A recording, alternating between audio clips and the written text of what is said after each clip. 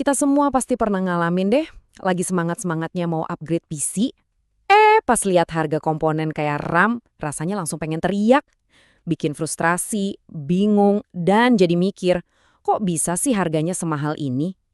Nah tenang, dalam beberapa menit ke depan, kita bakal coba urai benang kusut di balik meroketnya harga RAM ini. Dan kalau kamu mikir, gila kok harganya nggak masuk akal, tenang, kamu nggak sendirian. Ini bukan sekedar inflasi biasa loh, ada kekuatan-kekuatan besar di balik layar yang lagi ngubah total peta permainannya. Yuk kita mulai telusuri dari sumber masalahnya. Coba kita lihat perjalanannya ya. Di tahun 2017, saya ingat banget, mau upgrade RAM 8 GB itu cuma sekitar 600 ribuan. Terjangkau banget kan? Tapi coba lihat sekarang, untuk komponen yang sama, harganya bisa melonjak lebih dari 2 kali lipat. Ini tuh bukan cuma soal angka, ini gejala dari sebuah perubahan besar di industri. Jadi, apa sih biang keladinya? Oke, untuk nemuin jawabannya, kita mesti mundur sedikit nih dari toko-toko online. Kita harus lihat langsung ke sumbernya. Pabrik chip. Karena disinilah semua keputusan besar dibuat dan dampaknya, ya, langsung ke kantong kita. Konsep kuncinya di sini adalah alokasi kapasitas. Coba bayangin deh, sebuah pabrik chip itu kayak dapur restoran super canggih. Dapur ini bisa masak banyak menu, tapi kompor dan kokinya kan terbatas. Jadi, setiap hari mereka harus milih, mau masak menu apa nih yang paling untungin. Nah, kutipan dari seorang distributor komponen ini ngegambarin situasinya dengan pas banget. Pabrik itu bakal selalu, dan maksud saya selalu, ngasih prioritas ke restoran bintang 5 mereka, yaitu perusahaan data center raksasa, dibandingin warung pinggir jalan, yaitu, ya kita-kita ini, para konsumen PC. Ini bukan soal perasaan, ini murni soal bisnis. Nah, ini dia nih dua menu utama yang lagi diperebutkan di dapur tadi. Di satu sisi ada DRAM biasa buat PC kita. Produksinya gampang, massal, tapi ya cuannya tipis. Di sisi lain ada HBM, memori super kencang buat server-server AI yang keuntungannya jauh lebih tebal. Masalahnya, keduanya ini rebutan dimasak di kompor yang sama. Dan disinilah keputusan dibuat. Coba deh kamu jadi manajer pabriknya. Kamu punya pilihan, bikin drum konsumen yang untungnya $25.000 per wafer, atau bikin memori AI HBM yang ngasilin $45.000 dari bahan baku yang sama.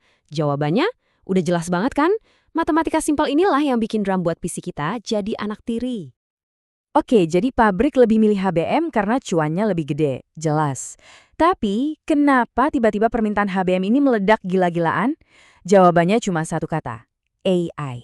Gelombang kecerdasan buatan ini menciptakan rasa lapar yang luar biasa akan memori super cepat. Coba lihat angka ini, 125. Itu bukan angka sembarangan. Itu setara dengan jumlah total RAM dari 125 PC gaming spek dewa. Dan itu cuma buat nyalain satu server AI modern. Kebayang kan? Sekarang, kalikan angka itu dengan ribuan server yang dibangun setiap tahunnya. Permintaan ini benar-benar kayak tsunami buat industri chip.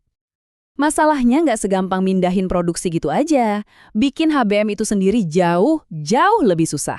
Desainnya rumit banget. Tingkat kegagalan produksinya lebih tinggi dan biayanya jelas lebih mahal. Jadi, waktu pabrik fokus ke HBM, mereka nggak cuma ngurangin pasokan drum, tapi juga nanggung biaya produksi yang lebih gede secara keseluruhan. Sekarang, yuk kita sambungin semua titiknya. Kita bakal telusuri gimana satu keputusan di tingkat pabrik bisa menciptakan efek domino yang ujung-ujungnya nentuin harga yang kamu lihat di marketplace. Jadi efek dominonya itu mulai dari pabrik. Kelangkaan di sana bikin para distributor dan grosir mulai nimbun stok. Ya buat jaga-jaga gitu, sambil naikin margin keuntungan. Setiap langkah di rantai pasokan ini nambahin sedikit biaya. Sampai akhirnya total kenaikan harga yang sampai ke tangan kita jadi signifikan banget. Kutipan dari pemilik toko komputer lokal ini nunjukin kalau mereka yang di ujung tombak pun kejebak dalam jaring yang rumit ini. Mereka bukan penjahatnya loh, mereka cuma merespon kondisi pasar yang diciptakan oleh pemain-pemain yang jauh lebih besar di hulu sana. Jadi apakah ini artinya ada kartel rahasia? Nggak juga.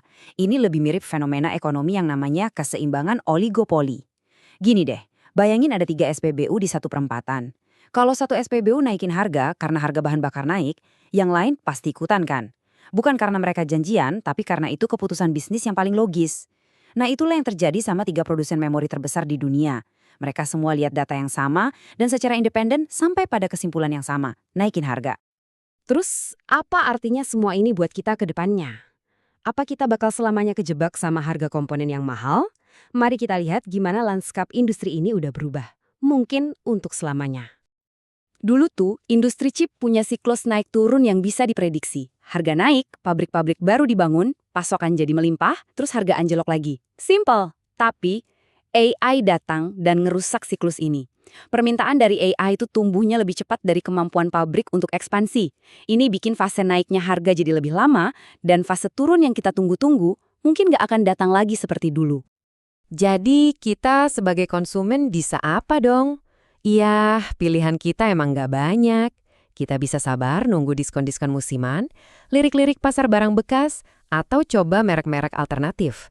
Tapi mungkin perubahan terbesar justru ada di pola pikir kita.